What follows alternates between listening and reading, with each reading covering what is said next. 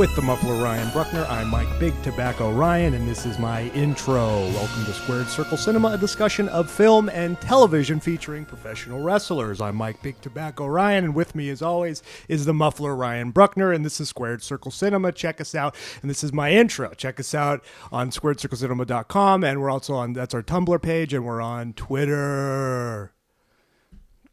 Oh, man. You had it, and you lost it. Okay, I don't have my laptop today, which you can see. There's a gaping hole which was in front of me. You have a better view of me. Now I can't hide from you either. My laptop was kind of like a shield, and it would deflect your negative energy a little bit. And now I'm just wide open tonight. I know. Would you put some pants on, please? This is ridiculous. In my own home. We're doing it wide. Doing it wide? What's wide? I would never be Your pantless. urethra? Hey, look, I got a steady flow. That's good. No, but I would never not wear pants. Okay, do I have boxers at least in this scenario that you're just creating right now? I know you got the hots for my lower body. You just want to see my turkey legs walking around in your den, don't you? You know it.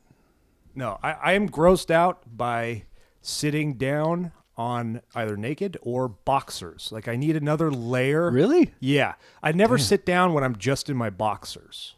Now, to me, because it's super comfortable, but it's not comfortable because that's one less layer that your butthole is making contact with the cushion.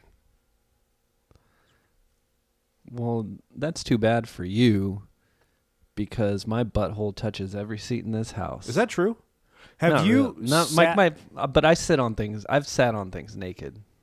Yeah, okay. Definitely. Really? I've been on. I have two. My naked ass has touched my couch. Naked ass has touched couch as well, but I'm conscious of where exactly I sit, so I Clorox wipe it when afterwards, and I hope you would do the same. I clean my couch. I don't Clorox wipe my couch right after my ass touches my couch. Oh yeah. Go ahead, get your swear jar. Quit this charade. Thanks for you're trying to go get your swear jar without letting the people at home know. Yeah, and now they do thanks to you. God damn it, Ryan. It's all about realism. Great partner you are. Yeah, I'm starting a team. I'm going right with you. Podcast Great teamwork, verite. pal. Podcast verite. That's what I'm all about. Great teamwork, cunt. Swear jar. Goodness. Yeah. Anyway, how's it going, Ryan? You dick. Okay, my favorite part about that movie, Fast Time at Ridgemont High, was my introduction to it was on TBS, and that scene where Sean Spicoli says that, it goes, "You nerd." It's like the worst dub ever. That's such a dirty movie. And I totally watched it on TBS first too. And then when I finally saw the actual movie, I was like, wow. This is better. Yeah. This is way better. Look at all the tits. Look at all these titties flopping around. And there's rape. Sort of. Statutory rape. Statutory rape, yeah. He definitely took advantage of her because he was cool and older. Yeah. And there's nothing more romantic than losing your virginity in a baseball dugout. Yeah. But I think they kind of play it like she likes it. Like that's what she wanted so she could fit in with Phoebe loser. Cates, you know? Fine, but it was actually Phoebe Cates that was like inexperienced. It was all a charade. Here's the thing, just like your charade with your swear jar. Charade? Will you a charade and a facade. It's facade. It's charade. Okay? But no, that dick, though, it's like, literally, that dick, you're going to take advantage of women like that. Wear a fucking condom. Swear jar. Just wear a condom, at least. Because now we got to pay for the abortion. What a dark movie. That wasn't the dugout guy, though. That was, what's his name? Man, I forgot Anyway, his name. I guess I need to revisit that movie. Mike Damone. Yeah, no, that was the same scene. No, it was a different. That was in the pool house. Oh yeah, Mike Damone comes over. I would be remiss if I do not correct your memory of this movie. I think I must set the record straight here because I know everything about every movie that ever existed. And God forbid, I kind of tweak the storyline just a little bit. That's one plot point I missed. You get the idea. Wrap your dicks up, kids. This is a movie podcast. If I don't correct you, there's 100 nerds on the internet that will be pissed. That's true. Speaking of movies, tonight, film number 34 of 5,201, Daddy's Home 2 is the film we will be discussing this evening, featuring John Cena. And it is the first, unless you count, it's our second feature film currently in theaters. Hashtag in theaters now. You should just fucking smile and blow me! Starring Mel Gibson. Aside from the anticlimactic Act 2, I found this movie to be extremely delightful. Great. I don't know. We don't have to get into it. Well, I mean, we don't have to talk about it yet. I don't want to talk about it. There's usually an appetizer. How was your Thanksgiving? It was fine. What'd you do?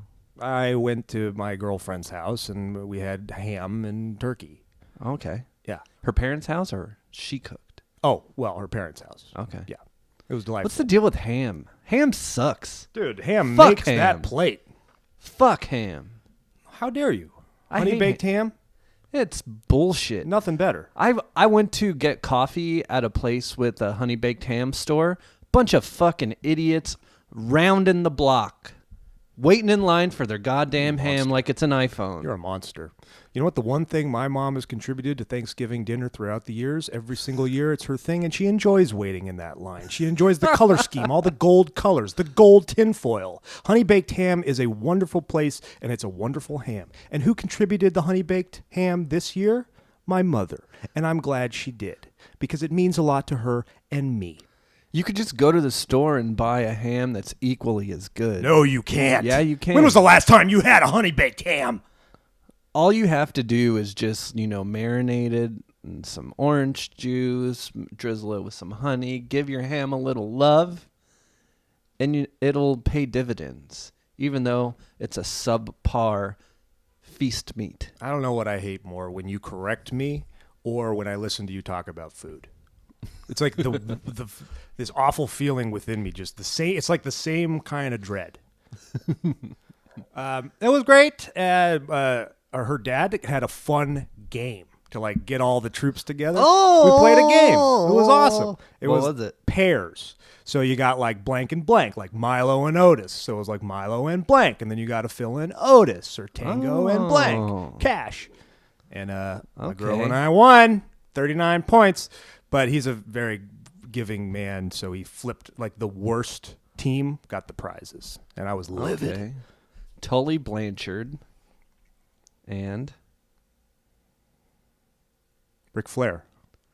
Oh no, Arn Anderson! You already lost. The Spine Busters! I see what you're doing. The Brain Busters. Well, the Spine Buster was a finishing move. God damn it, the Brain Buster. Ah! Ah! I knew it was Brain Busters! Oh! Gosh darn it! I knew it was the Brain Buster. No, I just saw Arn Anderson perform a Spine Buster at Starrcade that wasn't televised, which is BS. I think. It wasn't a very good angle. It was filmed from an iPhone. Oh, yeah, to Dolph Ziggler. Yeah, I saw it too. No. Yeah. I didn't read the it was caption. a good spine buster. It was too good. I was like, is that really Arn Anderson? I could barely see it. It had been filmed from an iPhone. Nobody does a better spine buster than Hell him. no. Yeah. I'm glad he was able to perform that. I wish they would put that on WWE Network. Why didn't I do. they I was just film going to that? ask that. Yeah. What Maybe the hell? they did, and they'll film it later. Why It's didn't bullshit? It should have been a live event. It's this damn exclusive event on the East Coast. Yeah, thanks. Yeah. If you're Would bringing love back, to have been a part of it. If you're bringing back Starrcade, it's kind of a big deal. If you're bringing back Dustin Rhodes, it's kind of a big deal. Yeah, the natural Dustin Rhodes, not Gold Dust. No. Him in his red cowboy boots with his old ass face. Yeah. Yeah, I was pissed about that, but I always thought they were going to retro it and like actually broadcast it eventually. Robert Gibson and Rock and Roll Express, Ricky Morton. oh, you got it. Yes. Good job. All right. How was yours? It was pretty good. It's pretty good. That's because you didn't have any ham on the table. I had 2 Thanksgivings. I had a Thursday Thanksgiving at my mom's and a Friday Thanksgiving at my in-laws. I wish I would have done that because I didn't get to see Hana this year, and that was a bummer. Big bummer. Yeah. So I could, if I would have, took a little initiative, I could have set that up. And I made a stand against ham. My mother-in-law, I gotta help make the turkey because I can make a turkey. Yeah. I know how to make a turkey. I can vouch for that. Excellent. Did you barbecue it? Okay. Jump it in. I smoked the turkey on Thursday, but I just baked the turkey on Friday because I didn't want to bring my smoker. Wow. But she was like, should I make ham too? And I was like, no, there will be no ham. That's ridiculous. It's an inferior meat product. Wow. We will not be having ham. No, what you're doing here, this is an arbitrary, this doesn't mean anything. What you're doing here is you're establishing that you're alpha. And this is my house. We will stand against ham. Like, you really don't have it out against ham. There were so many just wanted to goddamn make one leftovers. rule because it's your house. We did not need the ham. All right. There was still half of a turkey left. That's cool. Like three-quarters of a turkey left. Wow. She bought a 22-pounder. This woman is a food hoarder. Wow. A food hoarder. I had to make a stand. No ham. All right. Good. No ham. Good for you. But you missed out. Just watched a lot of TV. I watched a lot of House Hunters. It's one of those, every now and again I have to turn off my brain and just have something playing on a constant loop. That's a good one. That I don't pay attention to. Yeah. And House Hunters was one. Yeah, those interior, flip it or fuck it, those shows. Yeah. That's those are perfect. And it made me... Because it's a simple story. All you have to worry about is which house they're going to pick. There's a trend that happens in certain homes, housing units, that I just find absolutely disgusting, despicable. I have no idea what was going through the homeowners' heads, the contractors. Let me guess. Subway tiles. No, I love subway tiles. Okay. I have subway tile in my goddamn bathroom. I was just you never notice. Okay, let me guess. Open concept. No. Is that what it is? No, but do you know what's funny? Well, what is it? Open concept is a thing right now, but I bet you in 30 years, people are going to be like, we got to put in some walls. Yeah, we need some load-bearing. It's too open. We got to get some load-bearing walls on this motherfucker right here. It's too open. Now they're tearing down walls. In 30 years, they're going to build them. Carpeted bathrooms. Oh, yeah. Disgusting. Absolutely. Imagine the years upon years of bodily fluids collecting on this carpet. Awful. It's like having a bath mat that you'll never be able to wash. I remember going to my friend's house when I was a kid, and it was my introduction to the carpeted bathroom. And what did the mom do? How did she act? She was like, "All right, you guys aim, please. A carpeted bathroom." I thought it was a rib. I was like, yeah, right. But what were they thinking? You walk into this room, and it's got carpet on the floor. Yeah. Do you ever look at your the mess you make? Just like at work, you just look down and it's like, oh my God, I was actually trying to aim and there's just a puddle of urine right in front of me. I have white tiled floor. I clean it regularly. I do too. And it gets dirty.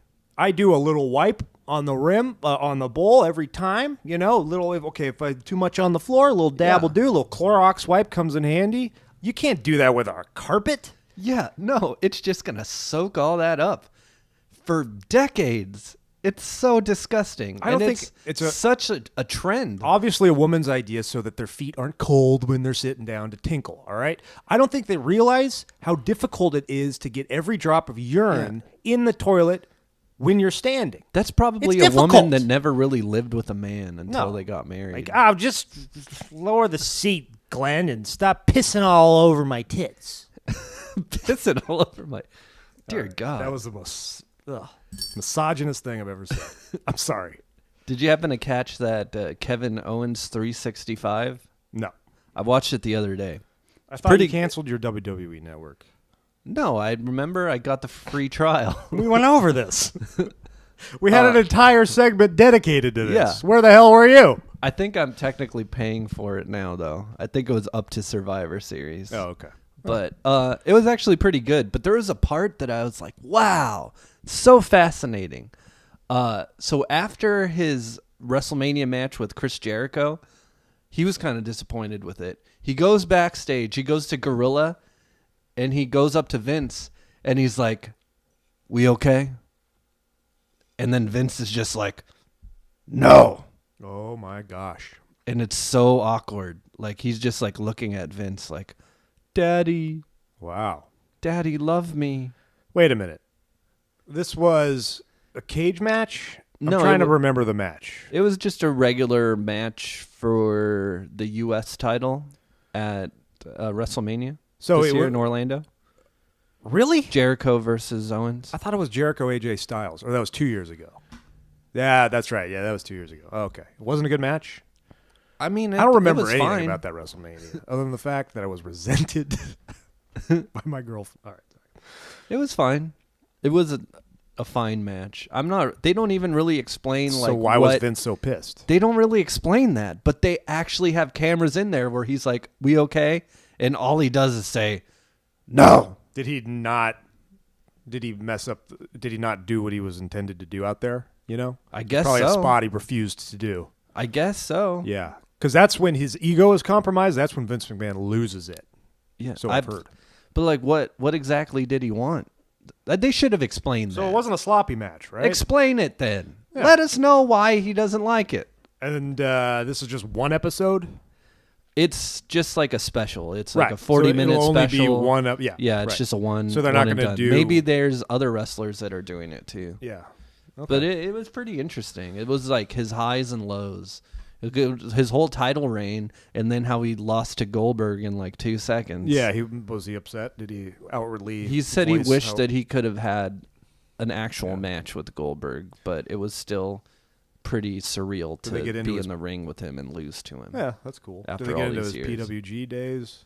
No, Ring of because it's Honor? just Like a year in a his year life. in life. That's it. Yeah. It goes into his relationship with Finn Balor, how they're like best friends, and Finn Balor getting hurt. I thought he was best friends with Sami He's Zayn. actually better. He became better friends with Finn Balor. No way. And so they're like best friends, and then Finn gets hurt, and that was what ushered in Kevin Owens' title reign. Oh. Yeah, so That's his true. buddy getting hurt was the biggest opportunity he's ever That's had in right. his career. And then they get split up between different brands, and they like never see each other except for at joint brand pay-per-views. And That's- it was narrated by Michael Rappaport, which was Oh, kinda yeah. That's interesting. great. Yeah. That's wonderful. So, upon that realization, because I never really realized that before, because I just assumed, they're still under the umbrella of WWE, so they all travel together. No, they don't. They're literally two different brands. They're making different towns. Yeah, and upon hearing how devastated some of these guys were, because it's like, damn, that was my weightlifting partner. We toured, we drove together. They split up. Shoot. They split up couples, like Yeah. Carmella and Big Cass. They're a couple, and they got split. Like, so then they only get to see each other on their days off. Yeah, that sucks. That kind of sucks. And it's like, if you're a wrestler, it makes sense to be in a couple with another wrestler because they're the only people you see. You see, I know. Yeah, Yeah, you can't have Otherwise, a- you wouldn't make a relationship Yeah. work because Yeah, you're always on the road. But if you're always on the road with your spouse, significant other, you can make it work. Yeah. You just don't have children. And then when they break you up in storyline, you'll break up in real life. Yep. That's what it seems to be a lot That's of what the it time. had. Yeah, that's pretty interesting. Sable and Mark Mero. So why do they split? They're just mean. Yeah, it's like they're making a statement. Like, don't get too comfy here. Yeah. All right. We own you. Wow, that's fucked up. Swear jar. Oh, Daddy's home too.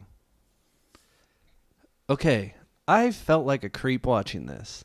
Watched it by myself. I did. Well, I kind of did too, because it was sold out. So my girl, but like at this point, she's so over it because we were like, okay, let's see it Thursday night. No, let's see it Friday night. okay. And she was just like, no, we're seeing this tonight. So we get there, and the guy's like, sold out. We're like, oh, okay, well, let's go to Buffalo Wild Wings then. And there are 2 seats left on opposing sides of the theater. So you it's assigned sat sitting. apart? She was like, no, we're doing this right now. I'm sitting at B3. You're sitting at Z24. Okay? We're going to make this happen. Okay? She turned into like Dennis Leary. Wow. She was so over this. Like me, like she was dreading watching this movie. I hope she liked it. She was like, let's just get this shit over with. Why did you have to watch it with her? I guess If she didn't want to see it, why make her watch it? No, I wasn't making her watch it, but I don't know. But, like- She wanted to do something together as a couple. Okay? All right. Well, you could have watched another movie with her and then found your own damn time. You don't to know. watch I this was like, movie. you don't have to see this movie. You don't have to. Like, no, okay, I'll go. I think Cassie actually did want to see it, but it's so difficult when you have a child to do something like that. I mean, we went to the Kings game last night. We had to bring our baby, which was lovely.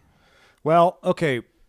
Proximity-wise, it's a little different, more difficult for you guys too, because you have to go all the way, to Anaheim Hills for your mom's services. Yeah. It's like you don't have grandma's not just up the street. All right, movie night. Take this monster. We're gone, because that's a win-win for everybody. Yeah. Grandma gets time with, but for you, it's like, all right, we need to coordinate the travel time to get to grandma's house. So it's a little more stressful for you in that regard. I would say. I don't really mind watching movies Not that alone. I know anything about parenting. I do it all the time. I watch movies alone all the time. I used actually to. I find it very cathartic. I get more out of the movie when I see it alone. And like it's like, oh, I'm taking time for myself to like meditate Oh, very. and think. I Absolutely. like it. But I don't go watch family Christmas comedies by myself. I usually watch like an indie movie. No shit swear jar. I'm going in the back row, and I'm sitting flanked between 2 13-year-old girls. 13-year-old girls. Just me. Oh, excuse me. Excuse me. With my pad of paper and my pen. I was next I was to like, well, maybe they'll think I'm getting paid for this. I was next to like a family of 6. It wasn't assigned seating, but it was a full house, and I had to sit pretty close to the front because We were both I like- got there during the previews. A lot of people went out to the movies this weekend, Thanksgiving weekend, because we were like, "Are you kidding me? It's sold. Daddy's Home 2 is sold out." I didn't even think to order online. I was just like, "Nah, we're fine. We're fine. No one's going to see this pile." Well, not a pile, but. And speaking of going out to the movies, did you get in the trailers that the greeting from the cast where they're thanking us? that's for bullshit. going out to the movies. Yeah, I actually like made a note of that to bring that up. What the hell was that? Pandering bullshit. And was then that? during the movie, right? It's like, okay, everyone, we should hug each other in the movies. You know, we should all talk Movies to are each great. other. Like This it's is where church, and here we're in the families come dark. together. We don't say hi, and I'm just like between these 2 13-year-old girls, like, shut the fuck up, Will Ferrell. This And is then awkward. They make fun of the guy that goes to the movie by I himself. know. I was like, Grace is over there. I'm not. Grace. I was like, oh God. It's ridiculous. Yeah, okay. Spoiler alert. At the end of the movie, everybody's snowed in at the movies. They all go to the movies, and everyone's snowed in. So they're like, everybody at the movie theaters gathered in the lobby, and they're talking about how the movies are about family and how we all come together. Getting and then out. there's one loser, probably a convicted sex offender, that's Wearing like, a hoodie, just like yeah. I do. He's like, actually, I came by myself. And then they're like, oh, coming to a movie on Christmas by yourself? That's pretty pathetic. That's pathetic and weird. But we accept you anyway. What if you in our community? What if you have nobody? What if everybody in your life turned their back on you and died? Oh God! Well, this And you have nobody on Christmas. this movie wasn't. And now you're intelligent made to enough. feel bad Yeah. for going to a movie Terrible. alone on Christmas? Yeah. Wow. And that guy just like totally, who's obviously in denial, just brushed it off like, okay, he wasn't like, Yeah. what the hell? They're totally telling me to reevaluate my life and calling me a creep and telling me to stay away from their children. But we'll I'm all sorry. have a kumbaya moment. He had the biggest balls in this movie. Would you admit to the whole crowd that you're here alone? I sure wouldn't. I'd just run out into that snowstorm and fend for myself. That's what I would do. He was the only wholesome, decent human being in this entire movie. This movie was terrible. This movie gave me a sore sore stomach, kind of. You thought it was terrible? I really liked the first one quite a bit. You know, I'll tell I you what. expected a little bit more. And here's, like, I just got that whole message. There were funny parts. You know, John Lithgow and Will Ferrell kissing on the lips was funny. And when Mel Gibson kissed his son, Mark Wahlberg, on the lips, there was such an strained relationship. And he reacted like, nah, let's not do that, though. That was funny. Multiple LOL moments. Everything out of Will Ferrell's mouth I liked. But it just kind of left a sour taste in my mouth. And you know what I think? I honestly think that this movie was funded by the FCC. The FCC? The FCC. What? Dude. Why? Because, when this net neutrality, is gone and abandoned, and we can no longer stream the internet like we used to, and there's like multiple tiers and slow connection, and it's infuriating, what are we going to do? We're going to want to go out to the movies. We're going to want to engage. Wow. This is a conspiracy, and this was funded by that. Okay, hey, what was your favorite pie you had over the holiday season, huh? Pumpkin? Okay, what was your least favorite? Pecan? No, Ajit Pai, the head of the FCC, bringing down the internet as we speak and funding awful pieces of shit movies like this. Wow. I'm not buying it.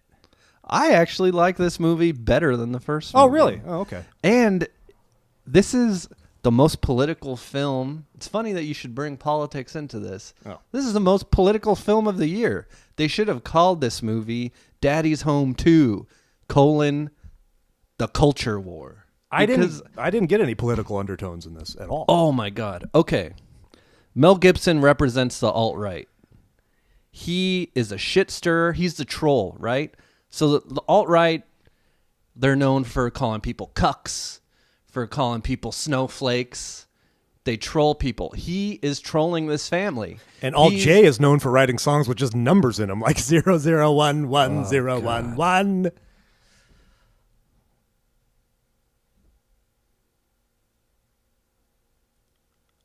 I'm sorry. So trolls seek to divide us. He is seeking to divide this family. He's stirring shit all the time. Absolutely. He's dividing Dusty and Brad. And he's filming them with his phone, probably posting it on 4chan or something, being like, look at these fucking cucks. Well, he knows that's the best route into destroying the entire family unit. Like, if I can compromise this, he's a very tactical guy, then the whole family goes down like a domino effect. So Trickle-down economics is what that's called. He's like Steve Bannon. He's seeking to just stir shit up to just tear apart the entire system. Wow. At its core. And he's tearing his family apart.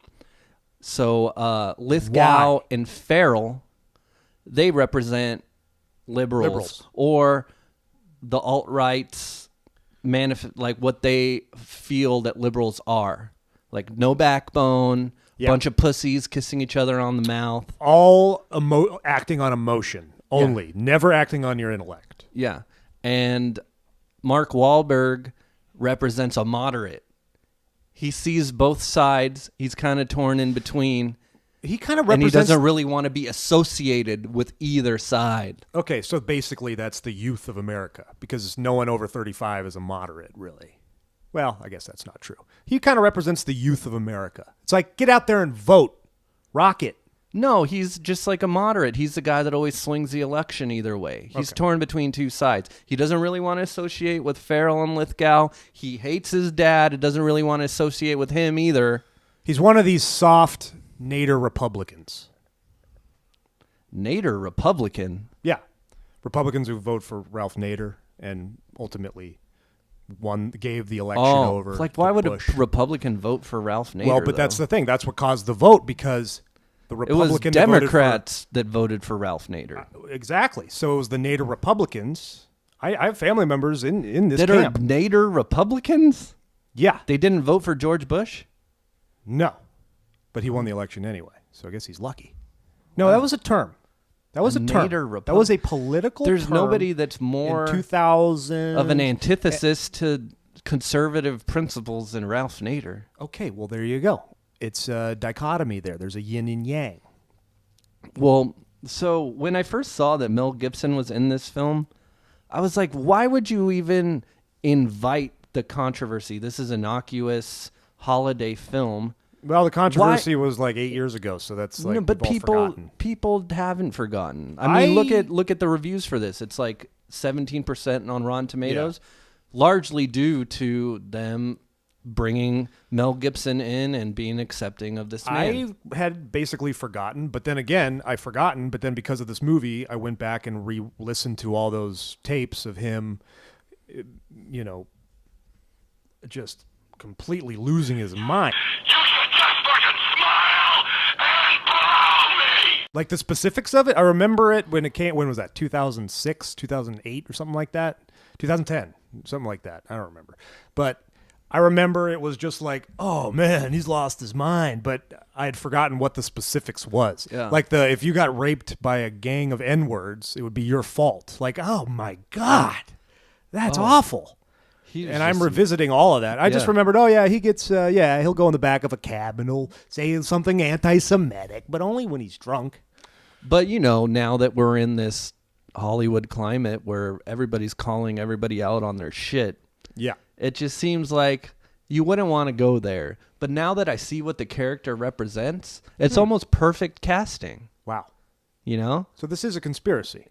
I'm not calling it a conspiracy. I'm just saying like this was written with political undertones to kind of talk about our current political climate. So you like take a look at Mel Gibson. With pleasure. He never really redeems himself, right? No, he does. But it does. But not really. He never really apologizes. He is still a lech. He's still at the end when they're singing the song, he's still picking up on a broad, but he at least pays attention. He at least pays attention. He grew a little bit. But one click to the right he or doesn't to really the left. say, I'm sorry for trying to tear apart this family unit. I'm sorry for making you feel bad. I'm sorry for not being there for you. He never really says that. He wasn't compartmentalizing his emotions properly. Because that's the real heelish thing. He was trying too hard to reconnect with his son, but in the wake of all that, he's trying to destroy this family. So ultimately, like, Donald Trump would never, ever apologize for anything. No. And so he's kind of in the same boat. And so, like, at the end of this movie, we're all just kind of like, I guess we all just got to live together. We all got to live together, and we got a dance number at the end. So we're fine. What really sealed the deal for me in my theory about this film was when Linda Cardellini calls them all snowflakes. She actually says, "Come on, you snowflakes." Oh. Yeah. Because that means we're all unique. Well, that's what alt-right people call liberals. They call liberals snowflakes. No, I don't see it that way at all. Every snowflake is different, and so are we. Yeah, but they use it as an insult, like we're saying, like, everybody's special. Oh yeah, she's like, come on, you snowflakes. It's like, be real, you fucking snowflake is a nice way to say pussy, basically. Yeah. Okay. Yeah. Wow. Yeah. So that's my theory on this movie. But I mean, that made it more compelling to me when I watched it. Yeah, I guess I was so. like, well, all right. So goddamn. what does? Oh wow. Okay. So the wife. I'm like, or the girlfriend of Mark Wahlberg. I'm like, why is she a writer and a supermodel? Like, God bless her. She's Melania. She's very Melania-ish. Yeah. By the way. Oh yeah. Oh yeah. Absolutely. She's the press, man. She's the one jotting everything down. Oh yeah. And it's going to be her interpretation of what she sees. And what is it? In favor of the wife the whole time. Yeah. She said she had like nice, hips. Those hips. Those hips don't lie, and that's what we need in a representative. When Mel Gibson was coming down the escalator in his first scene, it kind of like, I got the image of the Ultimate Warrior when he gave his speech right before he died. Oh, wow. I almost think Mel Gibson might die in a couple of years. He looks like he's on some shit. Like, he's pretty jacked. Yeah. It's like faces like super red, just like giant wall of teeth. Huh. There's just something going on with him where I feel like his heart's gonna explode soon. Really? But then he's got to... Just like the Ultimate Warrior. Well, it's got to be like too epic events that he goes to. You know, it's like it's boom, the Oscars, and then boom, the after party, which he wasn't allowed to go in, step foot in for this many years, and then next day, dead, just like the Ultimate Warrior. Well, he was nominated for Best Director last year. Yeah. Did you see Hacksaw Ridge? No. You? I did. How was it? It was good. Really? I actually cried at the end. Oh, I like Brown Bunny quite a bit. Brown. Wasn't he in that? Well, no, that was somebody else getting their dick sucked Oh. by Chloe Sevigny. Oh, okay. Vince, yeah. She smiled and blowed him. No, like the. Do you have any other? I wanted to come with, like, I remember when those came out. A friend of ours was like so excited because they didn't drop them all in 1 week or in one day. It was like weekly installments. Like, all right, here's part 1 of this tirade on the phone. Oh. And then here's part 2. And our friend of ours was like, now I know how people felt when Roots came out. It's like, I've never been more excited to listen to part 2 in my entire Of life. his And you had to tape? wait like a whole week. And man, I just felt sad listening to him for everybody. I felt sad for her. I felt sad for him. His whole life just crumbled. He had to pay his first wife like $400 million or something. He made all this money from the Passion of the Christ, and then he just like drank himself to divorce and oblivion. It's a cautionary Hollywood tale. They'll write books about this. I thought the interplay at the beginning of the movie between Wahlberg and Farrell was very forced, and I was almost going to be like, all right, this movie's going to be awful. The whole carpool thing where they're talking about like, maybe we're not going to do store-bought, maybe we'll do homemade. Yeah. And I was The like, chemistry between Will Ferrell and Bunch Mark of Wahlberg pussies. from the first one that I thought was the best through line and got me through the movie and thought it was charming and fun was gone. He was way too friendly, almost on a phony level. They didn't ever really seem to like each other. I didn't really resonate much with Will Ferrell at all. I thought the true star of this movie was John Lithgow. Yeah. I thought he was great. Yeah, he was great. The whole bit with his foot where he like cut gotta his take this wife thing with off. some rogue heel skin. And I also like the Mel Gibson's like, oh, we need some morphine and a butter knife. Okay, I'm gonna cut this foot off. So what if this is our current political climate, what does the thermostat represent? Where to me on the surface there's just like a funny dad joke where all these different personality traits, at least they agree that you never touch the thermostat. All right? Set to 68. It's like I the don't one know. thing they could agree on. Well, it's basically just a lifted Jerry Seinfeld bit because I was like, I know this. I'll tell you what it And is. then- I'll tell you what it that is. new Netflix special with Jerry Seinfeld, he has a whole bit about the About the sanctity thermostat? of the thermostat. Yeah. So they're just stealing that joke. Yeah. I mean, global warming, I'm not really sure, but if it was global warming, then Mel there'd Gibson be would an be like, argument. it's totally fine. Yeah, exactly. Leave it. They should have It's gone not that too hot. because they all agreed and got along. It brought them together. So it was funny, like for the sake of the thermostat joke. I guess maybe if America is attacked by, like, the thermostat is 9/11. Everybody's like, no, you don't attack us. We're all united for a couple months. I mean, I feel this way unless it gets a little hot, and then I'm coming in to cool it down. yeah. I don't know. I guess No, it means the thermostat is securing the borders, obviously. Anyway, okay, what else do I got?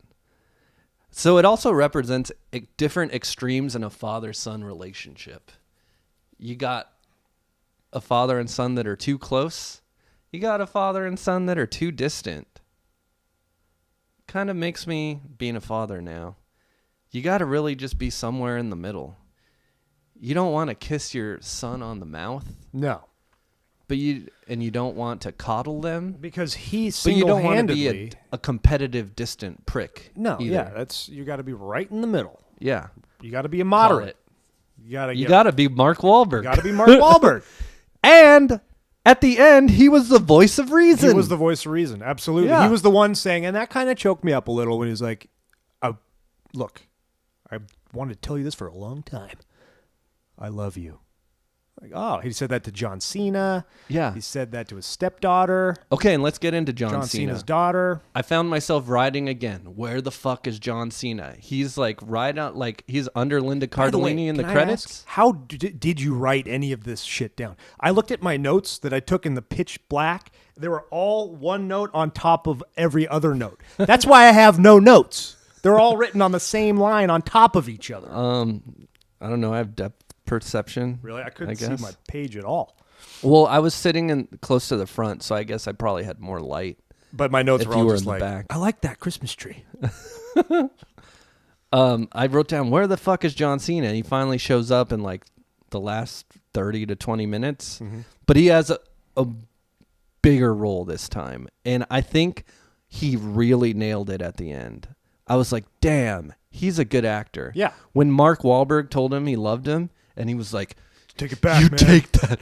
take that back. Yeah, because it wasn't. Oh, it wasn't his eyes. Did you look at just his like eyes? parenting. It wasn't Yeah. too extreme. You got John Lithgow over here that's basically creating this soft individual because you need that hard grit as well with the counterbalance. Yeah. And then you got the extreme of that, never being there, completely distant, completely Yeah. removed, not present at all, right? Yeah. So what his performance was right in the middle there. It wasn't like too comedic, and it wasn't too over the top. It wasn't too aggressive and violent. It was just like, man, Yeah. it was real. No, he's a great actor, man. Yeah. He's on the verge. Like I hope so. Did you have the trailer for Ferdinand? No. Okay, when before I had mine. the P.T. Barnum movie, Oh, I didn't have that. Jumanji, which Had looks Jumanji. like a riot. Yeah, we gotta I see kind of that. want to see Yeah, it. That looks yeah. super fun. Our next in theaters now. Yeah. No, but right before, it was one of those trailers where they actually have like interview the star. He's like, I'm John Cena and I play Ferdinand. Oh. Ferdinand and I have a lot in common because we have tough exteriors, but we're really just softies at heart. Ferdinand Magellan? No, Ferdinand the Bull. Oh, he's doing a Ferdinand the Bull movie? Yeah, he's Ferdinand. In No the new way. Ferdinand movie. That's That's a so big cool, dude. that's a big role for him. I was like, what's that tattoo on Elliot Smith's arm right there? Oh, it's Ferdinand the Bull. Gotta check it out. That book touched me. I think he's on the verge.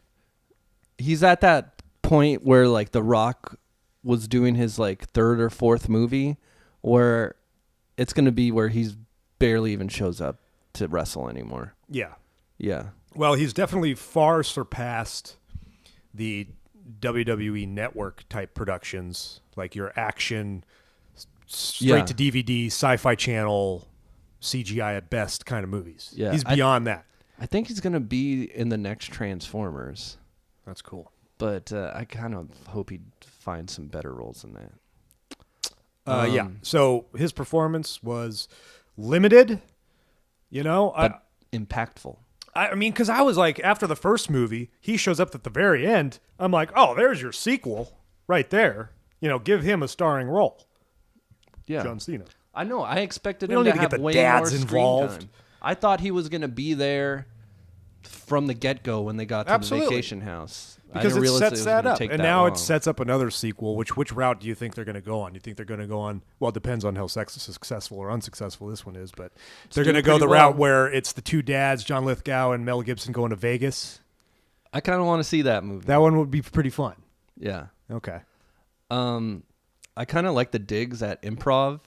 I think the line of the movie was when Mark Wahlberg's like, you either get a divorce because you joined an improv troupe, or you joined an improv troupe because you got a divorce. Got a divorce. Yeah. That's great. I thought I don't know, man. I physical- like the helping hands improv was, game. It was really sad though. Yeah, it was. Yeah, I was great work by Lithgow there. Yeah. I thought that was an interesting. I think that was the Yeah. most powerful scene. Actually. Yeah. And my favorite scene was at the bowling alley because every scene that's in a bowling alley will be my favorite scene in that movie. I just love bowling alley. That's why Yeah. I like Kingpin so much. And I love And Married with Children. the commentary on bumpers. I'm an anti-bumper Yeah. dad. I'm not going to let Owen use bumpers. Yeah. So that was an important lesson for that what? kid. Okay, I said terrible because I'm in a mood today. All right, I'm a little quiet and I'm not as engaging as I usually am, and I apologize to you for that. I got to start having like a chalkboard where I make hash marks for every time you're not quite yourself or you're in a mood. Okay. Or, You can handle this realization of mine however you want. All right? But I am liking it more and more because that is a great message as well. Yeah. There's just certain scenes that were just so unwatchable for me, like the little daughter shooting at turkeys. I hated that there was scene. such dire physical consequences. Yeah, it's like we don't need that they didn't feel like it was a big deal. Like I know. She shot a guy. It just completely takes me out of the movie. Yeah, It's completely unreal. The mother Like- would never allow her daughter to go hunting. You know, I would let my daughter go hunting at that age. if it. She's she like would have 6 to. years old. She would have to take. I mean, was she 6 years old? I think so. I think she's older she's than probably 6. She's pretty probably like 11, 12. You know how I bring out steam? I fire a gun. No, I would. Nothing in this world gives you more power. I'm not anti-hunting, and if like it was Oh, a safe. Let me tell you something, man. That wasn't a bit on being anti-hunting because No, me being like- anti-hunting means I'm anti my father, and he was a hunter. He loved that shit. But like I think I don't think you can just take a kid hunting without any safety No classes, training. no training, No at all. certification. You They know, weren't wearing like the orange vests or anything. they broke so many laws. They're cutting down Yeah. trees. To cut down a goddamn Preserve real cell phone estate? tower. Gosh. Yeah. Moments like that just took me out of the entire movement, and that at the compromise of great scenes like at the bowling alley, because that is an excellent message. And I like that whole scene where it was a little predictable where, all right, he's probably going to end up, he's bowling all zeros, probably going to end up with one pin. And that's how it played out. But, the crowd got involved. The patrons at the bowling alley got involved, and they were cheering him on. And it was a good... He certainly learned something. Yeah. That was that, and then again the improv scene, which I had completely forgotten about. I feel like was a great scene. The weakest parts were the physical comedy parts. And like I hate they those basically repeated the motorcycle gag from the first movie. Yeah, but they made it like that snowblower gag. And listen to me, man. I'm saying I hate those scenes, but here I am flanked by two 13-year-old girls who that was probably their favorite scene, because I personally hate it in those kind of comedies when nice things get destroyed. Like when they first went to that B&B and you see this beautiful house, the only thing I'm thinking is dread, because I'm just counting down the hours until that whole place is destroyed. Yeah. And it wasn't. So it's like all or nothing if you're going to start destroying. All they did was destroy Mark Wahlberg's car and the holiday decorations that they bought. Money is like no object to these people. I mean, they destroyed the cell phone tower, and that was like $20,000. $20,000. Like, okay, we'll split They're like, it. oh, okay. And what does he do? Construction? I guess his girlfriend's a They writer. work in radio. No, Mark Wahlberg. Mark Wahlberg, remember in the first one, he was like the voice of the radio station. Yeah, I know, and but he now started getting paid he's more a than Will construction Ferrell. guy. Now that's his volunteer work. Oh yeah, okay, because that was at the school, so he was a dad volunteering traffic. Okay. Yeah. It was the orange vest that threw me off. So he actually got hired. He was just like a one-hit wonder, though, I think right? Because all he did was say the catchphrase, so he'll get residuals for that. I mean, I guess we'll have to do a deep dive to really figure out what his career is. This was the story that we could get if we go the John Cena route. Yeah. And we focus on, their dynamic and don't introduce any more characters like Mel Gibson and John Lithgow. John Lithgow could have been the mailman. He hadn't been retired yet. It would have been great. Overall, it was compelling. It had the political overtones. It made me laugh out loud a few times. The whole throwing Will Ferrell's luggage. I thought that was And let me fun. tell you, man, crowd popped. Yeah. Crowd was into it. Oh, they ate that Into shit it. up. So I want to like a regret. nog out of a bowl. I would like to retract when I opened up with it was terrible. I don't think it's I a don't think it was terrible, terrible. movie. I just didn't think it I was liked very it good. a little better than the first one. I liked and the I first give it one a lot more. A 7.2. I love me a Christmas comedy, and I had a soft spot for this one, and I loved picking apart the political undertones. 7.2. There's no fun facts. What? Because it's such a new movie. There wasn't really anything I could find.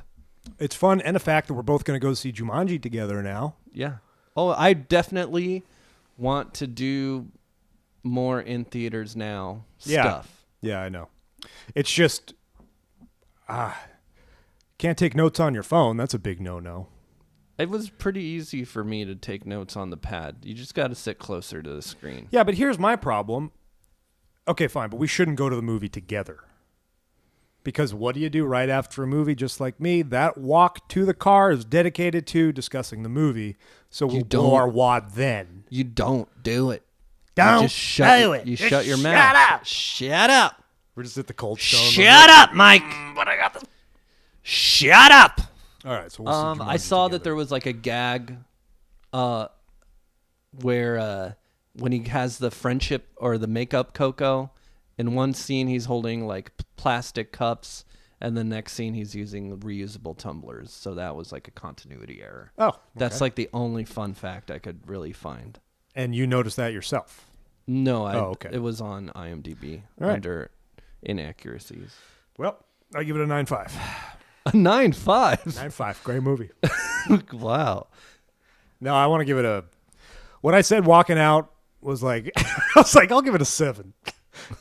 And Grace was like, 7? What? Okay, I'll give it a 4. So I'm gonna go 5.5. I Split listened to down what the I middle. gave the first one. I gave the first one a 6.8. Oh, okay. So I'm giving this You gotta a go higher. 7.2. Okay. So I'm Ryan the Muffler Bruckner saying, if I do that to people I've considered friends for years, imagine what I'll do to people I don't care about. And I'm Mike Big Tobacco Ryan saying, Kane, it wasn't my fault.